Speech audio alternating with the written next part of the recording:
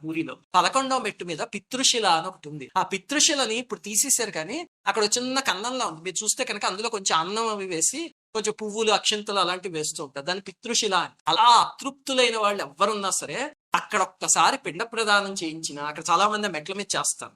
లేకపోతే నేను చెప్పిన ప్రదేశంలో కొన్ని పువ్వులు వేసి నమస్కారం చేసిన, దానికి ఉన్న శక్తి ఏమిటంటే అతృప్త ఆత్మని తీసుకొచ్చి ఆ మెట్ల మీద కట్టేసి పెడితే స్వామి ఆలయంలోంచి బయటకు వస్తాడు కదా.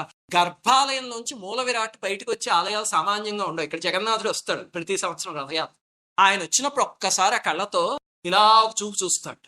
ఈ ఆత్మలన్నీ పైకి సంవత్సరంలో ఒకసారి పూరి జగన్నాథుడి ఉత్సవమూర్తి అక్కడికి వచ్చి నందుడికి యశోదాదేవికి, దశరథుడికి కౌసల్యాదేవికి, ఇంద్రజుమ్నుడికి గుండీచాకి వీరు 6గురికి స్వామి పిండ ప్రదానం చేస్తాడు అక్కడ సంవత్సరంలో ఒక రోజు. అంటే ఎంతటి ప్రదేశం ఆలోచించండి.